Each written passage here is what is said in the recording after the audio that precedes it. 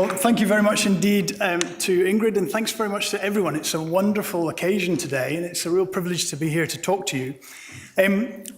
I'm pleased to see that people are still here and haven't needed a comfort break after all that wonderful toilet footage.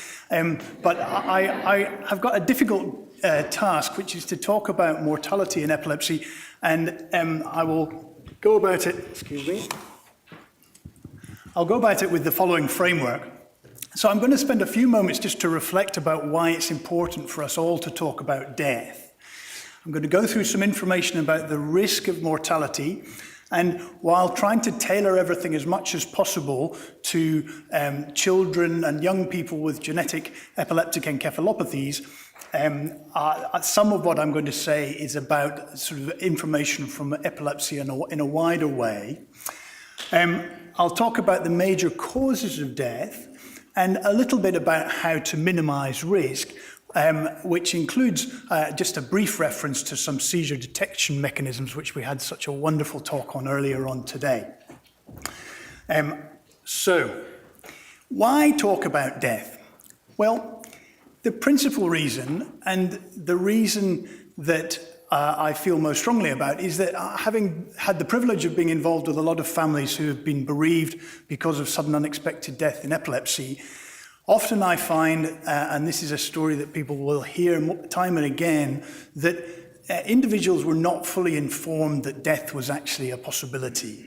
And families will often have the terrible agonizing pain of their bereavement compounded by the fact that they are tortured by the possibility that had they only known that death was a possibility, they might have been able to do something different. Maybe this tragedy could have been avoided. It's also important to emphasize that however hard we are working to try to identify and understand causes of death and trying to minimize the risk, as we stand here in 2017, we cannot avoid, unfortunately, the risk of death in people with high-risk epilepsies. And so it's important that we talk about these so that we can all support each other. And if you are part of a family that has already been bereaved because of epilepsy in the past or in the future, then my heart goes out to you. So how big are the risks? Well, if we look at general epilepsy in childhood, the overall risk is relatively small. One reliable estimate is that just a little bit more than 2 deaths per 1,000 person years, which although not terribly high, is still 5 or 10 times higher than the background risk of dying for a child who does not have epilepsy. Interestingly and importantly, if we look at childhood epilepsy as a whole, only around 30% of those deaths are directly related to seizures, the remainder being related to comorbid conditions, principally affecting children with other sorts of disability and progressive disorders. When we look at the data from Dravet syndrome, and I apologize to those families whose principal focus is not quite Dravet, but for the rarer entities, it's harder to get really large data sets that are definitely representative. But in Dravet syndrome, one important study was a study that I was involved with, led by Monica Cooper and very much with Ingrid, Monica working with Ingrid and team, where a lot of Dravet individuals who referred to the epilepsy genetics program and who then were followed for a long period of time and enabled Monica and colleagues to get an estimate of the death risk. And that finding was that the risk per 1,000 person years was 15.84. So that's a whole lot higher than the risk in epilepsy in childhood in general. Now, the other terrible confronting thing is that in Dravet syndrome, the risk is mostly concentrated in the early years, and I'll show some more data about that, leading to the consequence that somewhere between 15 and 20% of people with Dravet syndrome, unfortunately, at least historically, have ended up dying by the time they reach 20 years of age, or would have reached 20 years of age. Now, unlike the broad situation in childhood epilepsy, we recognize that in Dravet syndrome, a large majority of deaths are directly related to seizures. So 80 to 90% related to seizures. Now, so why does death happen, and when does it happen? Well, in the pie chart, it gives us the overall causes of death on the left-hand side here, and you can see that SUDEP, sudden unexpected death in epilepsy, is by far the single biggest contributor, with status epilepticus following up next. On the right-hand side, there is a sort of meta-analysis, a cumulative description of lots of different papers looking at death in Dravet syndrome, showing when death from different causes, which are color-coded according to the same colors in the pie chart, happen according to age along the x-axis here. And again, that shows that it's the first year of life that there's particularly high risk of death, and that things settle down after 20 years of age, probably because the epilepsy is generally improving by that stage. Now, most people here, I think, will be familiar with the concepts of SUDEP, but just in case it hasn't already been covered this morning, and I apologize I wasn't able to be here for the first parts of the day, SUDEP refers to a sudden, unexpected, either witnessed or unwitnessed, non-traumatic, so no physical trauma, a non-drowning death occurring in benign circumstances, so when there's not otherwise a severe illness, in an individual with epilepsy with or without evidence for a seizure, and excluding status epilepticus, in which a post-mortem doesn't find an alternative reason for this person to have died. Much of what we know about the risk factors for SUDEP come from studies where the clinical features in individuals who have died are compared with the clinical features of people who are surviving with their epilepsy. And this is just a list of some of the most important studies. And I've got a busy table here, but the real thing I want to extract from it and to emphasize to you is that in the column second from the right there, the OR column stands for odds ratio, and that means that the odds of somebody dying with these clinical characteristics in the left-hand column are much, much greater than the general odds of dying if you have epilepsy, as a sort of broad epilepsy population. So the important thing to emphasize is that all of those very elevated risks of death reflect the ongoing presence of frequent convulsive seizures. So GTCS here stands for generalized tonic-clonic seizure. And so if these are happening, particularly if people are on lots of medications, then the risk, unfortunately, is significantly elevated over and above the background epilepsy population. So why and how does SUDEP happen? There has been a long and very active debate about what the mechanisms of SUDEP are, and that's something that myself and a lot of other researchers are working hard to try to further understand. And people have wondered about the relative roles of brain dysfunction itself versus an impact on breathing versus an impact on the heart. But one of the most important studies that has given us some rather direct data about mechanisms in SUDEP is a study called Mortimus that it's worth talking about a little bit just now, although I should preface my comments by saying that it may be that the mechanisms of SUDEP in this population, which reflected adults who had epilepsy and were being predominantly considered for epilepsy surgery, may be different from the mechanisms of sudden unexpected death in people who have epileptic encephalopathies. The principal conclusion from the Mortimer study, which I should explain, it was a study that looked at gathered information from more than 150 or nearly 150 epilepsy monitoring units from around the world, and basically asked the question, what has happened when people have had cardiorespiratory arrests on your monitoring unit? Has this happened? Have there been any deaths? And if so, have there been anybody that has been monitored and the circumstances of their death have been clear from the monitoring?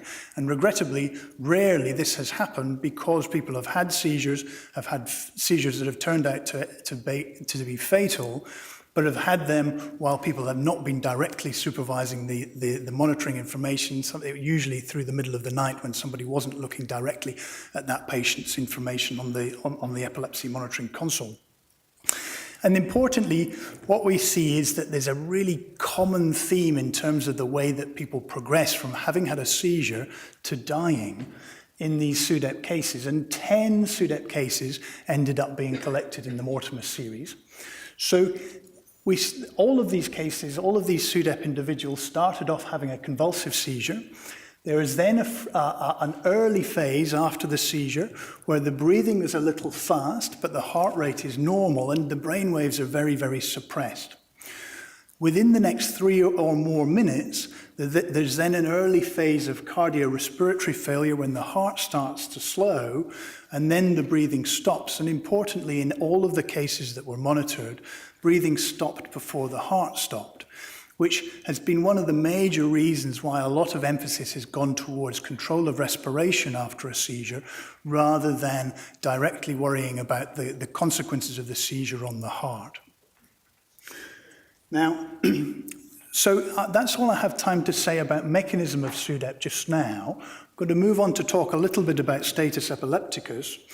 And just to mention that the definition of status epilepticus has recently changed. And Ingrid and other international experts have been very important in leading this change. The rationale being that status epilepticus used to be defined as having a seizure or a cluster of seizures that didn't recover to normality within half an hour. But the problem with that definition was principally that it gives you the erroneous impression that it's okay to kind of wait for 25 minutes before you can start to get worried. And the new definition is much, much more helpful because it emphasizes the ill effects of status epilepticus rather than just a sort of an arbitrary time frame. So the new definition is a little bit wordy, but essentially status epilepticus is now defined as a condition resulting either from failure of the mechanisms responsible for seizure termination or from initiation of mechanisms which lead to abnormally prolonged seizures. And the definition also emphasizes, as I say, the fact that this episode can be injurious to the brain. It's not immediately obvious to a lot of people how having a prolonged seizure can be fatal. And this is a rather complicated area. Sometimes it can happen that a prolonged seizure ends up happening in a situation where there's aspiration and people can have a pneumonia that can, in certain circumstances, be life-threatening. Sometimes people can have a prolonged stay in the intensive care unit and can have multiple complications, both from muscle breakdown, from kidney failure, from unstable blood pressure control, and end up with multi-organ failure. And sometimes there's an underlying cause that has caused the status epilepticus in the first place that can progress. One very important and very recently recognized cause, just published this year by Ken Myers and colleagues in conjunction with Ingrid, has been the recognition that sometimes in Dravet syndrome, people can have status epilepticus leading on to fatal brain swelling or cerebral edema. So this was a study looking at 5 children who died with because of cerebral edema after status epilepticus. And in this brain scan on the right-hand side here, we can see that a scan in a 5-year-old girl who ended up with status epilepticus after a flu illness.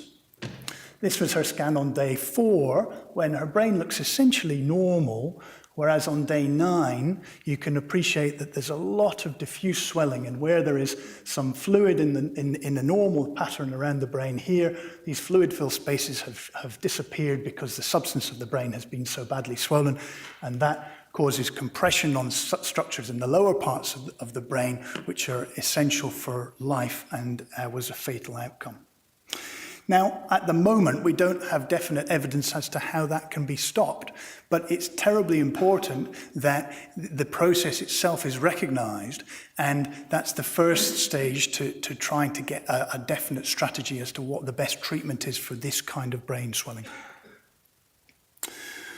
So what can we do to minimize risk? Well, a lot of minimizing risk of death in epilepsy goes hand in hand with having excellent epilepsy care.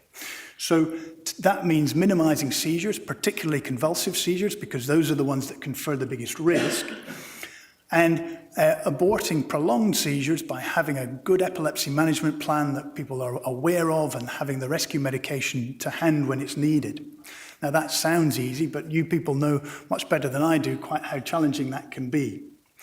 The other thing is trying to make sure that seizures are recognized and then people are supported during and after the seizure so that the risk of sudden death can be minimized. Now, we know that we don't know for sure what interventions can minimize the risk of death in somebody who has a seizure and then has a respiratory and cardiac arrest afterwards. But we have got some strong pointers that simple interventions may be a help. Here we've got some data about the position that people have been found in after they've been found found deceased after SUDEP. What we can see is that the percentage of people who are found prone, so on their face or on their front, is significant. So it's greater than 70%, and that percentage seems to be higher in younger people. If you look at people who have succumbed to SUDEP under the age of 40, then more than 80% of people are found on their front. Now that doesn't prove that turning people over and making sure that there is no obstruction to their upper airway will definitely save their lives, but it's at least suggestive that putting people into a safe position, into the recovery position by itself may have some protective influence. In the Mortimer study that I mentioned, there were a lot of people who were resuscitated and did just fine after their breathing stopped after a seizure. The important thing to recognize, though, is that if people were resuscitated early, within 3 minutes of stopping breathing, then 7 cases were in that situation and all of them lived. Whereas when people were not recognized, the seizure wasn't witnessed, the consequences of the seizure and the cardiorespiratory arrest afterwards wasn't appreciated, and resuscitation wasn't started for more than 10 minutes, then in the Mortimer series, all of those people died. So one of the important questions is, are there components of in-hospital resuscitation that we can emulate at home? And the answer is almost certainly yes. Only one of these patients needed a defibrillator to save their life. The others didn't. And it's simple basic life support, essentially, that saved those other people. So we've had a wonderful talk about seizure detection options, so I'm not going to mention that, except really to echo the fact that I suspect that a lot of the different seizure detection options probably do work, but some are plagued by false positives, and the quality of the actual literature and the scientific appraisal of these different seizure detection options is rather limited, and so it's hard for us as neurologists to recommend a particular seizure detection device at the moment. But the quality of the evidence is getting better and better. There's a very exciting publication in Epilepsy just this month about the Empatica watch and effectively looking at a sort of firmware upgrade for that, which may make it even more sensitive and have even fewer false positives. So what sort of life support can we offer at home? Seizure detection is only part of the battle. We need to then be able to intervene to make sure that people remain safe. Having an epilepsy management plan is key, and having good early resuscitation or early sort of simple measures are key. Now, people here in this room, I suspect, will all know what the priorities are in terms of supervising people who have had a seizure. I've just put in a link there that has a reminder about the simple measures of taking away obstructions, getting people into a safe position, noting the time, and making sure that people are attended to until they have started breathing and are obviously recovering. If the breathing stops, then there is some soft evidence to say that just painful stimulation, so rubbing on the chest, a bit of a slap, a bit of a shake, may be enough in some cases actually to start people breathing again. But if that doesn't work, and it doesn't work within a few seconds, then what my advice would be to try to emulate as best we can the methods that are saving lives in an in-hospital setting, which essentially means basic life support. So that means learning how to do CPR. And there may be lots of people here who already know how to do CPR, but in Australia anyway, the Red Cross offer fantastic one-day courses about how to do basic life support. They do it tailored to a paediatric population as well, if that's what your requirements are. And I think that it makes us all better citizens, being able to do basic life support. I confess that as an adult neurologist, the times when I do basic life support are once a year when I have to do my basic life support refresher. I don't really have to do it anymore, but it's a really important skill still to have up our sleeves. And I don't think, it's not hard, and it's not something that you have to be a medical professional or a paramedical professional to be able to do really, really well. So I will finish. I've put a slightly difficult to see kind of optimistic graph here, which shows an exponential increase in something. What it shows is an exponential increase in the number of publications about sudden unexpected death in epilepsy, which is just a reflection of how much it's coming much more to be the focus of attention of a very smart and engaged population of both families driving research and epilepsy clinicians and scientists driving research. So we need to be open about epilepsy-related death, and we need to keep striving to prevent it. And the risk of death in epileptic encephalopathies is confrontingly high. SUDEP and status epilepticus are the biggest causes. Seizure detection methods are imperfect at the moment, but are getting a lot better. And having an epilepsy management plan, and my recommendation is to be aware of and familiar with basic life support, are likely to be life-saving in some people. But as I mentioned before, at the moment we don't have the technology or the ability to save everyone, and it's very important that we embrace and support the families who have suffered the tragedy of losing loved ones through epilepsy. Thanks very much.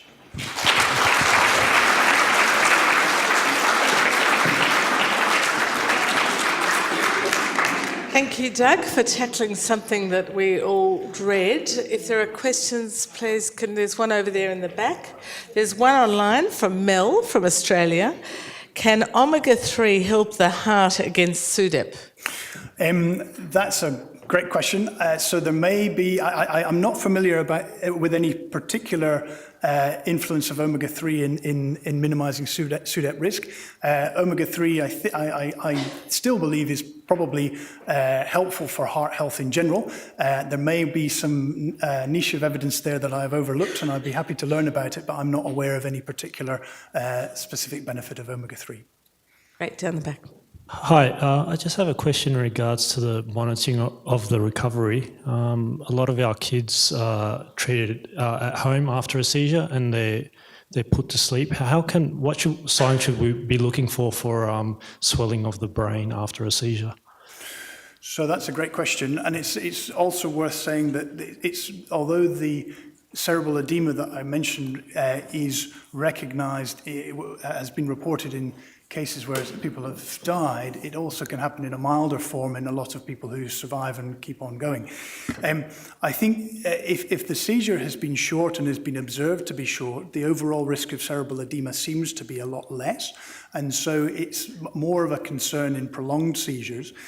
And then I would say that if somebody is not behaving as normal, so you'll probably have a lot of familiarity with what the normal pattern is in terms of what tends to happen after a seizure. Is somebody usually tending to be very sleepy? Does somebody have a hyperactive phase and then become sleepy? But I think if there's a very prolonged seizure and then the behaviour and the sort of aftermath is not as normal, then I would have a low threshold to be concerned and summon an ambulance. That's very generic, but the challenge is knowing it's difficult to give a one-size-fits-all answer to that very important question. Do you want to add anything to that, to any of my expert paediatric colleagues? Okay. Question at the back. Is there any evidence for home application of oxygen in the postictal period? Another great question. So the answer is that there isn't any evidence for it, although if you have a seizure in hospital, then you will have a huge amount of oxygen given to you because it feels like the right thing to do. There is some slight physiological evidence to suggest that it might be that having very high carbon dioxide levels is more hazardous than having very low oxygen levels shortly after a seizure. But importantly, I think that we don't have enough evidence to want to recommend to people that they have home oxygen to give after a seizure to aid people's recovery, mostly because the fundamental reason why people become hypoxic is not because their inspired oxygen is not concentrated enough. It's mostly because they're not actually breathing in and out, and that therefore repairs itself quite effectively after people resume breathing movements. Whereas we know that it takes quite a lot longer for the carbon dioxide levels to settle down and become normal after somebody's had a seizure. So I think we have to say that we don't have any definite evidence, and I think the current position would be that we don't have enough evidence to recommend that people should have oxygen at home. And we have a question from Louise from New Zealand. On the SUDEP risk in case control studies, please clarify again the meaning of the 22.64 OR odds ratio for individuals with more than 3 generalised tonic-clonic seizures and multiple anti-epileptic drugs. So thank you. Essentially these studies looked at clinical variables which were felt to potentially be associated with an increased risk of dying of SUDEP. And they were sliced and diced in various ways. Now, the table that I showed was from a meta-analysis, so a combined analysis of 4 earlier studies. And when the overall risk of dying of SUDEP was compared, if you look at just people who have more than 3 convulsive seizures in a year or on 2 or more anti-epilepsy medications, if you compare them to the broad population of people who have epilepsy and who are surviving, then the risk of that subset of people dying was increased by a risk factor of 22 point something. Now, for a population for people who are familiar with epilepsy in its more severe forms, with people who have epileptic encephalopathies and potentially have multiple seizure types and very frequent seizures, that may be a very confronting statistic, but it's just a reflection of the fact that a lot of epilepsy, particularly in adulthood, is actually relatively easy to control. And as an adult epilepsy specialist, a lot of my patients, I will say to them, look, if you have even a single seizure, call me, because we know that either your medication is not working or you're not taking your medication reliably enough, because they are otherwise very, very well controlled. So there is a large population of people who have very well controlled epilepsy, and so they are the comparators against whom people who continue to have a lot of convulsive seizures and need a lot of medication are compared. It's also worth adding one other point, which is that it's not the medication that is doing the harm. That's been very clearly shown that when we look at people who are having trials of new anti-epilepsy medication as add-ons, then those people who are getting a placebo compared to those people who are getting an active drug have a much higher, or have a higher risk of having a SUDEP death. So it's not that it's the cumulative damage from lots of different drugs. It's probable just that having bad epilepsy requires lots of drugs, and that's what produces that effect in the data. Last question.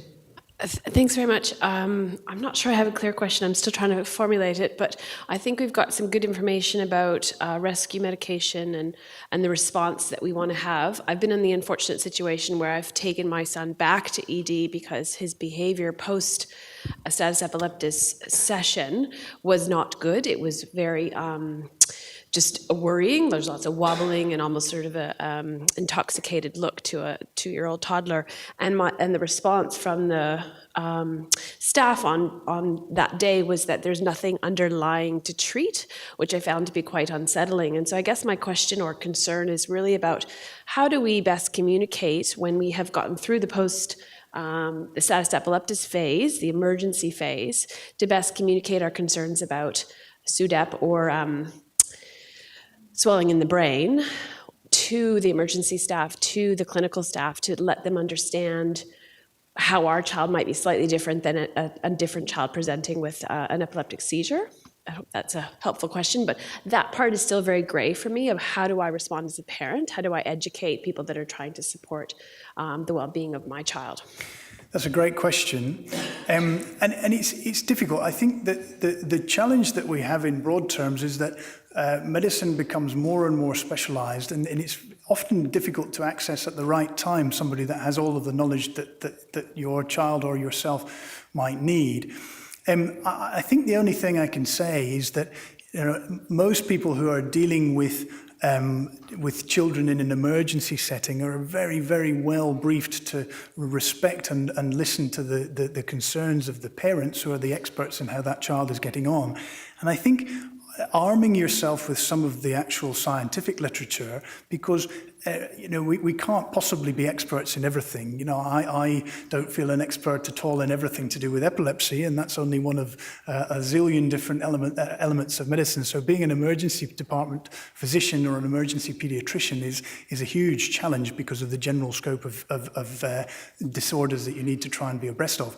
So I guess being very clear in articulating your concerns, as you just were in your question, and arming yourself with some of the literature about these things that really do happen. And you'll have access, for example, to my slides, and there's some references on there that I hope you'll be able to get hold of, and please feel free to email me if you want to get hold of them through me. Well, please join with me in thanking Doug for a wonderful lecture.